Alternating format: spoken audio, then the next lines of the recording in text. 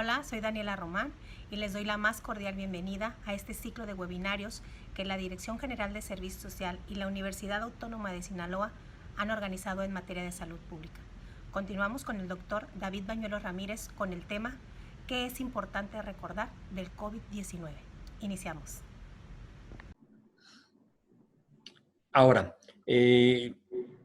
cuando es posible recordarlo en triadas o en cuestiones mnemotécnicas, vale la pena, porque permite, facilita el retener datos o el reconocer cuadros. En este caso vamos a hablar de 80, 15 y 5, un total de 100 casos.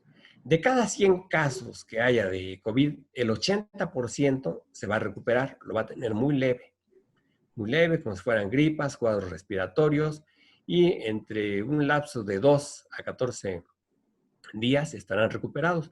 Puede variar el plazo porque sabemos que siempre hay sorpresas. Va a ser excepcional que inicie los síntomas en el día 0, en el mismo día que estuvo en contacto, pero sí puede ser que los inicie después y que también se recupere más allá de los 14 días. Un 15% de esos 100 casos que hayan estado contagiados va a tener un cuadro un poco mayor con las manifestaciones severas de las cuales dábamos una playa de un cuadro grande que pueden ser tanto en piel como en órganos, en sistemas, en las glándulas, puede perder peso, puede tener alteraciones del sueño, puede tener manifestaciones neuropsiquiátricas, pero recuperarse.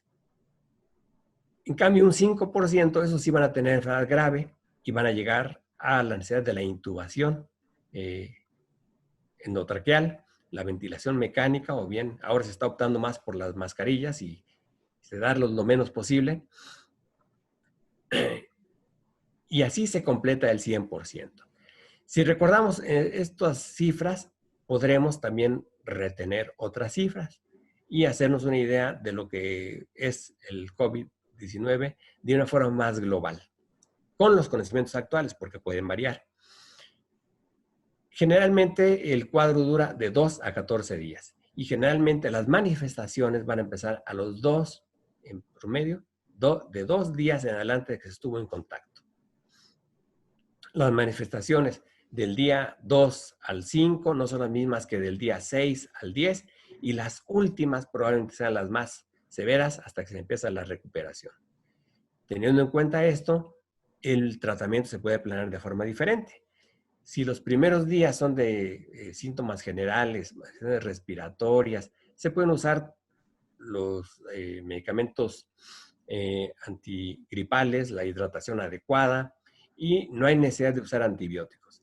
En cambio, en los siguientes días, si se desarrolla una tos que es productiva, si a la exploración se les detectan estertores crepitantes, subcrepitantes o se integra un síndrome, habrá ahí que sí que usar antibiótico-terapia, broncodilatadores, hay muchos tipos de spray que ayudan a mejorar esto, dosis moderadas de dexametasona o de otros medicamentos antiinflamatorios y valorar ahí, bueno, antipiréticos a granel, porque no hay que dejarlos que estén mucho tiempo con la fiebre, y la hidratación, eso es sumamente importante, más el reposo y el aislamiento, este debe ser a fuerzas.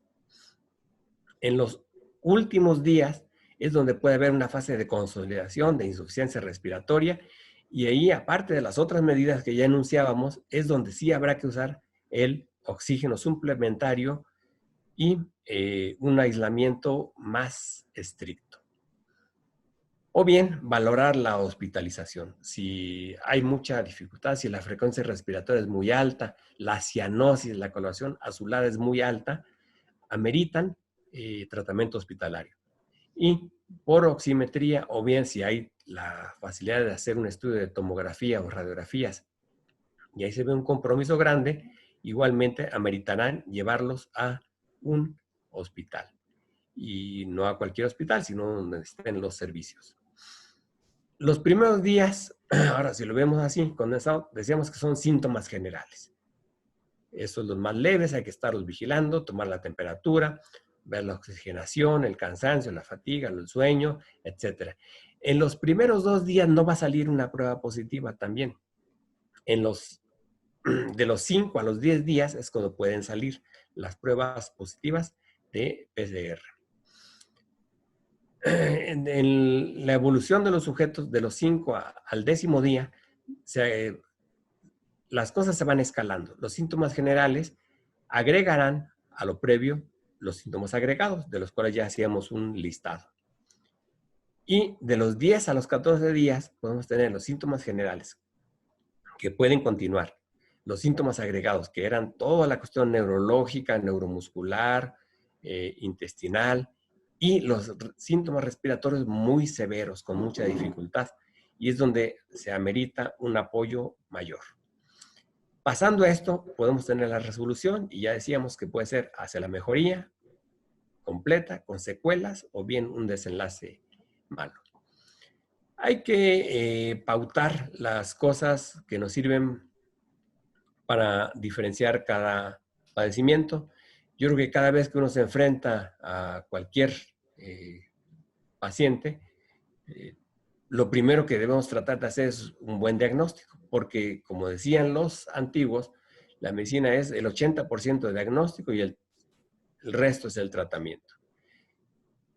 O, dicho en otras palabras, haciendo una analogía, para que un caldo sea de pollo tiene que tener pollo, y para que una enfermedad sea COVID o sea gripe debe tener unas características. Cada una de estas las permite diferenciar y entonces se separan en las diversas formas de tratar. La gripa generalmente es transmisión directa, la influenza también. Los síntomas se dan pocas horas después de haber estado en contacto. Se puede recordar o no recordar si había alguien, pero generalmente los sujetos con gripa, con influenza, son sintomáticos. Igualmente los sujetos que se conoce que son alérgicos son conocidos. La influenza da en épocas específicas, no está prevaleciendo todo el año, entonces no todo pensar en un cuadro de estos.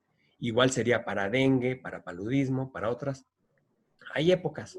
Entonces, a lo mejor no tenemos que pensar en un padecimiento y hay otras donde sí lo debemos de pensar. O en esta circunstancia de la pandemia, debemos de pensarlo aún que no hubiera casos de COVID. El COVID-19 son sujetos sintomáticos o asintomáticos. Si todos fueran sintomáticos y llevaran algo que los identificara como tales de que tienen el padecimiento, o ellos nos los dijeran, no salieran, sería más fácil hacer la detección y hacer el aislamiento. Pasó con los primeros casos. Algunos de los casos que llegaron a México habían viajado a ciertos lugares de Estados Unidos y a otros de Europa, y se sabía ya que había casos de COVID-19 y debió haber habido un cierto tipo de aislamiento, aún siendo asintomáticos. No fue así. Y entonces pues vino la diseminación y de todos modos iba a darse esta diseminación. Bueno, entonces para sospechar el COVID-19 hay que interrogar sobre los síntomas que ya decíamos, los síntomas gripales, los síntomas generales, los que se van agregando y hacer las pruebas. Pero además hay que interrogar muy exhaustivamente, con mucho alto índice de sospecha, sobre un posible contagio en los días anteriores o el haber asistido a algún lugar de concentración. Ahorita estadios pues ya no hay, pero hay restaurantes, velorios, fiestas familiares o algún otro tipo de evento donde hubiera concentración, poca aeración y donde no hubiera la distancia requerida entre un sujeto y otro, y además las medidas de, pues en las reuniones se tienden a quitarse los cubrebocas, a saludarse, no ha habido estas cosas. Eso hay que interrogarlo. ¿Estuvieron o no? Para sospechar, o bien si fueron a algún hospital o en un otro sitio de concentración. Y con esto tratar de establecer si hubo un contacto directo, si hubo contacto con sujetos sintomáticos o asintomáticos, si la infección fue directa o bien si adquirida a través de superficies. Tomar en cuenta también que nunca inicia de forma súbita. Un cuadro de influenza es muy llamativo. Cuando se ha visto es muy, muy llamativo, igual que otros cuadros. Los cuadros de gripa más o menos son rápidos, intensos. En cambio, el COVID-19 no es tan rápido, tan súbito. Hay primero unos días de síntomas gripales y se van agregando, se van escalando las molestias y esto permite diferenciarlo de los otros cuadros. ¿Seguimos?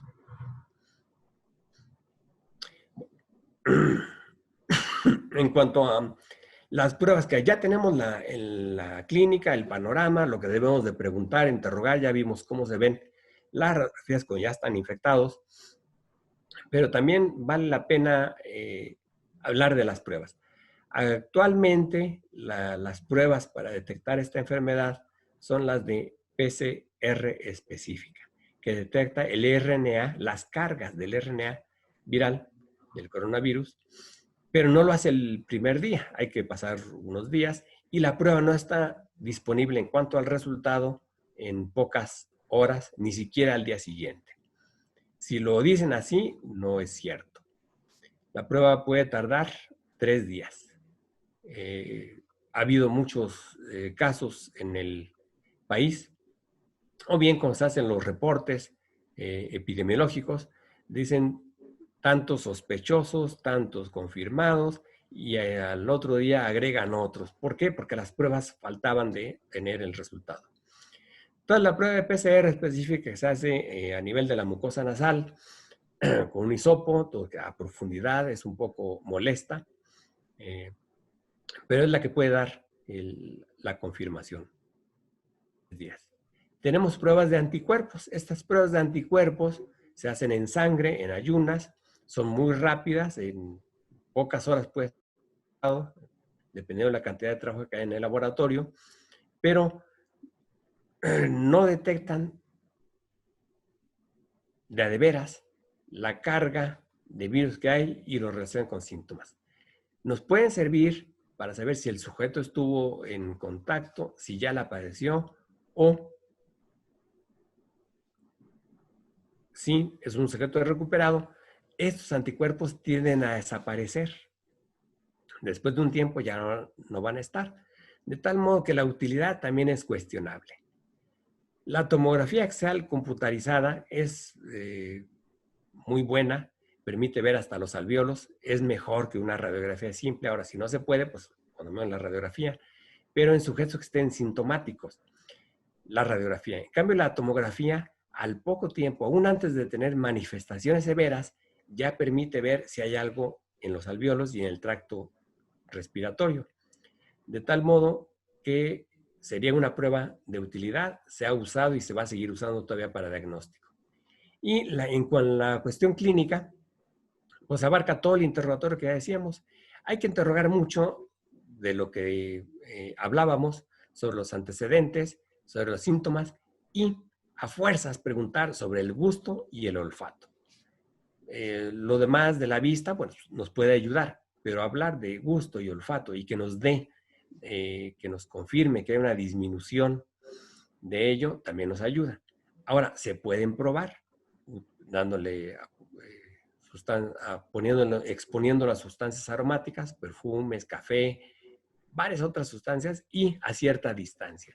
Si se lo ponemos muy cerca, definitivamente la mayor parte lo van a detectar, pero se puede poner a cierta distancia, se aconseja que se pruebe a distancias diferentes y entonces tendremos un dato, si no exclusivo, porque hay situaciones también que alternan el olfato y el gusto.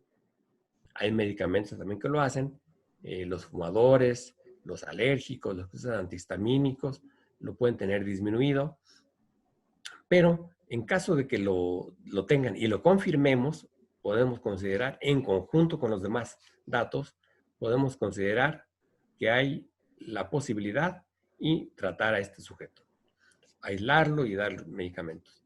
Está en proceso una prueba que se llama súper rápida, que va a estar casi en 1 minuto. De esa solamente se informa como noticia, pero no está disponible todavía.